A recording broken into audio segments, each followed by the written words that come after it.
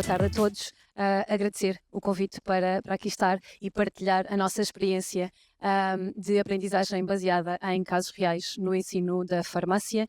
A verdade é que esta apresentação é a versão 2.0 do que nós fomos apresentar o ano passado ao CNAPS e 2.0 porque já temos mais um ano letivo e por isso já podemos partilhar um pouco mais sobre os dados que temos. Então, rapidamente eu vou-vos contextualizar a necessidade desta prática, descrever a prática que nós implementamos, os resultados que obtivemos de um questionário que aplicamos aos estudantes, com o objetivo de perceber o que é que eles tinham aprendido, o que é que tinham ganhado com esta experiência, barreiras e desafios nesta prática e depois uma pequena conclusão. Então, muito rapidamente, a licenciatura em farmácia da Escola Superior de Saúde da Universidade do Algarve tem como principal objetivo formarmos profissionais para o exercício imediato e autónomo da profissão.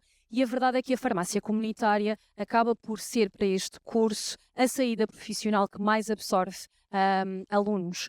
E a farmácia comunitária é, na verdade, um local de trabalho que requer dos nossos alunos uma resposta bem mais rápida e que requer também a interação com os pacientes. Então, no nosso plano de estudos, para estas unidades curriculares que acabam por estar mais relacionadas com a farmácia comunitária, nós tentamos que os alunos desenvolvam conhecimentos e competências que permitam avaliar a necessidade, a efetividade, a segurança dos medicamentos, mas também de outros produtos de saúde, que desenvolvam competências de comunicação e de relação interpessoal e também de trabalho em equipa.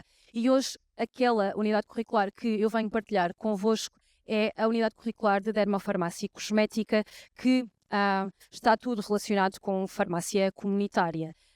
E a cosmética hoje em dia é talvez dos assuntos mais próximos que nós vemos até nas redes sociais e tudo mais. Então acaba por ser uma unidade curricular que para os alunos, na verdade, é quase amor-ódio. É o grupo do Adoro Cosmética e o grupo do está bem, esta unidade curricular está ali, eu tenho que a fazer, porque se for para a farmácia comunitária, pois diz que eu tenho que aprender qualquer coisa a este nível. Na parte da componente de prática laboratorial desta unidade curricular, nós temos aulas em que os alunos resolvem casos clínicos e aquilo que nós tínhamos até agora, ou até há 2 anos letivos atrás, era a resolução de casos clínicos mais teóricos. Nós apresentávamos esses casos clínicos e eles poderiam resolvê-los em grupo, fazer a apresentação e a discussão. Depois tínhamos outras aulas em que apresentávamos também casos clínicos mais teóricos e quando eu falo em teóricos, é essencialmente apresentar-lhes um caso em papel, uns mais próximos da realidade, outros que nós consideramos como mais teóricos porque tinham como objetivo avaliar ali alguns conhecimentos mais específicos. Depois, na parte individual, em que lhes dávamos esses casos clínicos e eles tinham que fazer uma simulação de aconselhamento com os próprios colegas no momento e até já tínhamos tentado fazer uma atividade em que eles tinham que desenvolver para plataformas do Instagram, de redes sociais, conteúdos de educação para a saúde nesta área.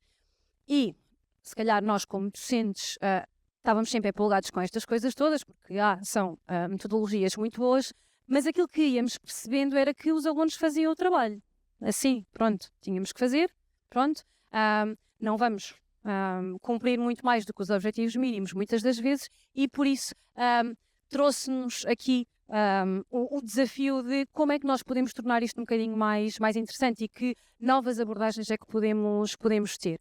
Noutras unidades curriculares que eu leciono, já tinha aplicado metodologias de casos práticos reais, então basicamente já tinha ali o conhecimento de que esta aprendizagem baseada em casos reais permitia desenvolver realmente competências de pensamento crítico, resolução de problemas, que tornava a aprendizagem bem mais ativa, bem mais colaborativa, porque eles tinham que discutir em grupo o caso real e que acabava por prepará-los bem mais para os desafios do mundo real.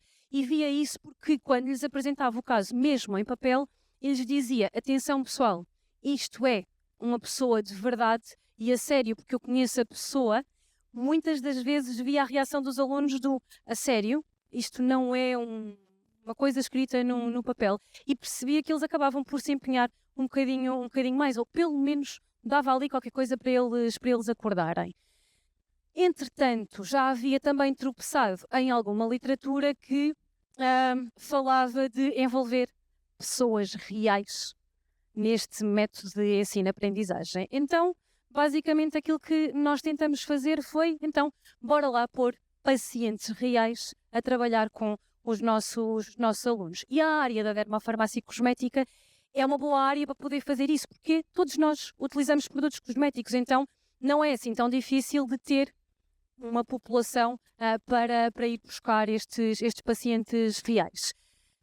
Basicamente, mantivemos a estrutura de grupo de trabalho e apresentação e discussão um bocadinho à semelhança daquilo que já vimos a partilhar antes, que é, convém termos a discussão para perceber realmente o que é que eles fizeram, não é? Mas aqui com casos clínicos reais, pessoas de verdade, entre aspas. E aqui na audiência já há algumas pessoas que participaram nesta experiência. Quem são então os nossos pacientes reais da dermofarmácia e cosmética? São funcionários docentes e não docentes da UALG, que foram ou que são previamente selecionados por nós, que depois vão então participar numa entrevista com o grupo de trabalho, e o grupo de trabalho tem como objetivo final desenvolver uma rotina de skincare ou de cuidados cosméticos adequada para aquela pessoa, com base nas características e na informação que recolheu sobre aquela pessoa. No início é apresentado então o trabalho, os objetivos, são dadas todas as normas sobre o trabalho e as grelhas de avaliação para eles conseguirem entender bem o que é que têm que fazer. Nós também lhes cedemos um consentimento informado que deve ser assinado pelo grupo e pela pessoa, também para os responsabilizar de que vão estar a trabalhar com uma pessoa de verdade e para perceberem que não podemos recolher todos os dados porque sim, ou tirar fotografias porque sim. Então, achamos que o consentimento informado também acabava por ser importante. Damos um guião estruturado de uma entrevista com a informação básica que eles têm que recolher, mas deixamos sempre em aberto, no final, questões que eles possam querer fazer, que no decorrer da entrevista acharam que podiam ser interessantes para depois desenvolver a rotina de skincare. E, por fim, tentando mimetizar aquilo que seria uma farmácia comunitária real, limitamos as marcas que eles podem utilizar.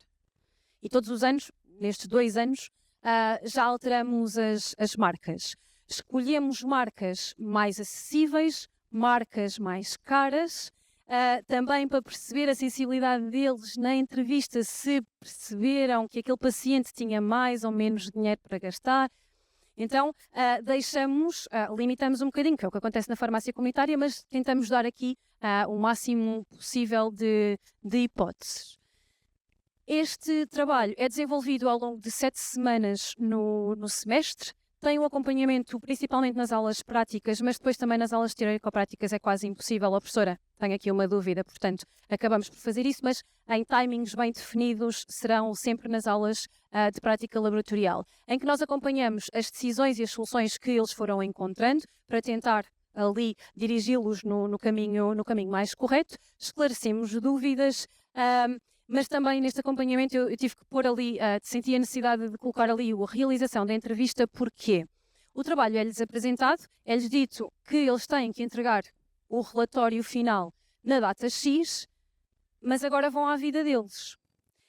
O que é que nós fazemos? Damos a cada grupo o contacto individual de cada um dos docentes via e-mail, o nome da pessoa, o gabinete que podem encontrar a pessoa e o e-mail. E são eles que têm que dar o primeiro passo da entrevista. Então, esta questão aqui da realização da entrevista é porque nós percebemos que há grupos que no dia a seguir estão a mandar o e-mail e depois há grupos que temos 7 semanas para fazer o trabalho. Então, é preciso, como é que é? Já mandaram o e-mail? Como é que é? Já vos responderam? Também porque às vezes mandaram o e-mail e a pessoa não respondeu logo. Então, aqui um bocadinho para tentar perceber se eles estão ou não a avançar. E a verdade é que há sempre os grupos que deixam andar um bocadinho mais. Ao nível da avaliação, e rapidamente, isto passou muito rápido, Da componente prática laboratorial, então, nós vamos ter um relatório escrito com a rotina de skincare devidamente fundamentada e justificada com artigos científicos, fontes bibliográficas. Temos a apresentação e a discussão. Também fazemos a avaliação pelos pares, tem aqui uma percentagem mínima, mas que nos ajuda às vezes na própria dinâmica de grupo a eles terem a responsabilidade de se avaliarem entre eles e mostrarem que às vezes há quem trabalha mais, há quem trabalha menos. Tem corrido bem. E na classificação final, então esta metodologia tem uma ponderação de 40% na classificação final da unidade curricular. Fizemos, e aqui são os resultados então dos 2 anos letivos, um questionário online para perceber mais ou menos as percepções deles. Tivemos 36 respostas em 65 estudantes inscritos, com uma média de idades de 22 anos e, claro, isto também reflete a quantidade de homens no curso de farmácia, mas foi uma percentagem muito, muito baixa. E aqui partilhando, na verdade, são os mais desinteressados normalmente nesta unidade curricular. É sempre como eu lhes costumo dizer, depois na farmácia vocês vão dizer, espera aí que eu vou chamar a minha colega, não é? Pronto, porque eles põem sempre isto é cosmética, não é bem a minha praia. Mas aqui foi o que nós tivemos. Então, a grande maioria das 36 pessoas, então 33 disseram-nos que estavam realmente motivados para fazer este trabalho e que se envolveram na realização do trabalho e depois também sim preferiam esta metodologia de caso real a ter um caso clínico teórico e aqui a diferença é realmente muito, muito grande. E também, obviamente, que preferiam trabalhar em grupo, apesar de 6 pessoas nos dizerem que preferiam até trabalhar individualmente no caso. O que é que eles nos disseram que tinham aprendido ou que podiam trazer desta experiência? Que o caso clínico real e a pessoa real lhes permitia entender muito melhor os conceitos básicos da teoria da unidade curricular, que lhes facilitou muito mais a aprendizagem, a consolidar a matéria das aulas teóricas e, óbvio, a aplicar os conhecimentos teóricos agora à prática. Não só estudar o que é um creme, o que é que lá está dentro, mas como é que eu posso aconselhar àquela pessoa. Também, sim, percebemos que permitiu debater ideias e chegar a conclusões em grupo, mas depois ao nível da utilização de ferramentas e de livros e material bibliográfico. Eu até estava à espera de uma ligeira diferença aqui nas respostas, mas mais ou menos ali temos mais pessoas, obviamente, a utilizar ferramentas digitais e eu percebi do ano passado para este ano que a inteligência artificial entrou em grande este ano comparativamente com o ano passado. Da primeira apresentação, já partilhando com vocês, já tive uma ideia para o próximo ano de utilizar a inteligência artificial a nosso favor, mas percebemos que há realmente um crescimento muito grande aqui da utilização destas ferramentas digitais.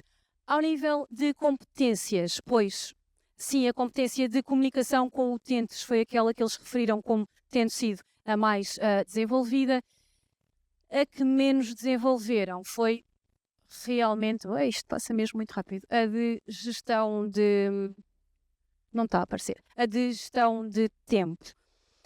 Aqui eu acabei por fazer uma análise bem mais crítica e acho que enquanto docente se calhar também tenho que dar mais timings ao longo destas 7 semanas para os ajudar a gerir tempo. Nós não podemos agora tomem lá 7 semanas, eles realmente não sabem gerir o tempo e os resultados mostram isso mesmo.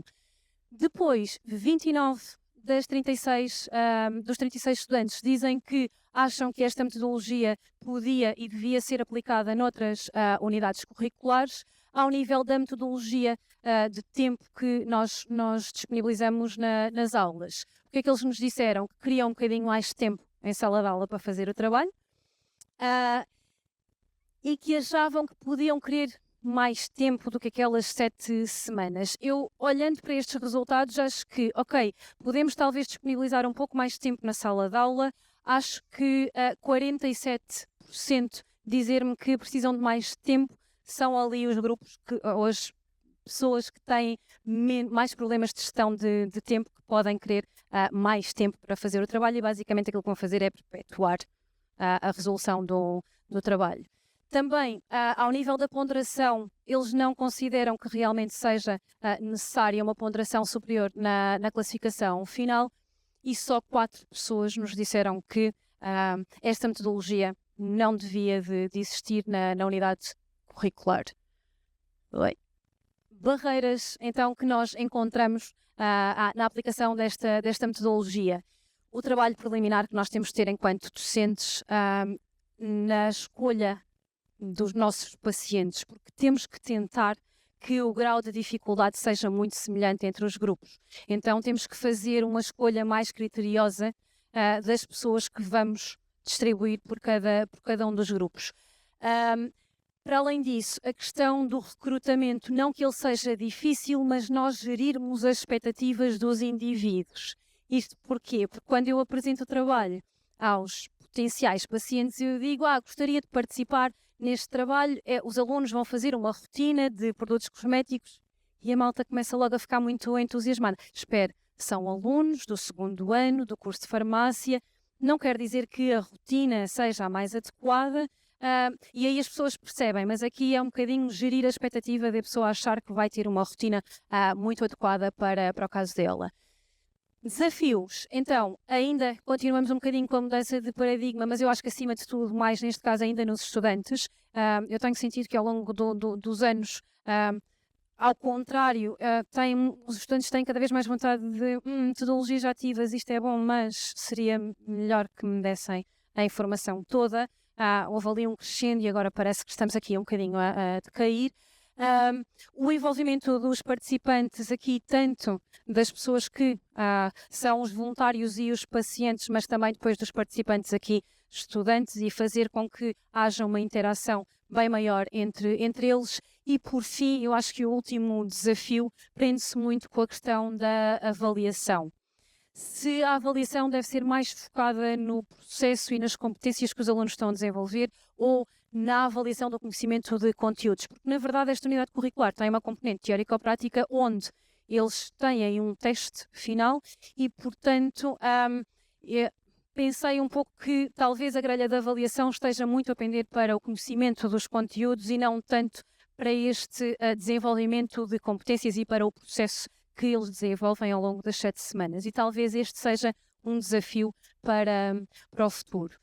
Em jeito de conclusão, então, achamos que esta é uma prática que leva realmente a desenvolver competências em contexto ou para o contexto profissional, no caso da farmácia, que realmente facilita a aquisição de conhecimentos e que eles conseguem integrar bem melhor os conhecimentos na unidade curricular. E de toda a pesquisa bibliográfica que fomos fazendo ao longo do tempo, percebemos que sim, é uma prática muito aplicada na área da medicina ou na área da saúde, mas que ela consegue ser aplicada noutros domínios científicos, como é o caso da gestão, das engenharias, e que é possível realmente trazermos, se calhar, não pessoas, mas casos reais, ou levá-los às empresas, ou levá-los, e acaba por, de alguma forma, envolver os alunos bem mais no processo de aprendizagem. E tentar fazer com que eles deixem de ter esta postura nos trabalhos de grupo e passem a ter muito mais esta postura. E era isto que eu tinha para vos apresentar. Obrigada.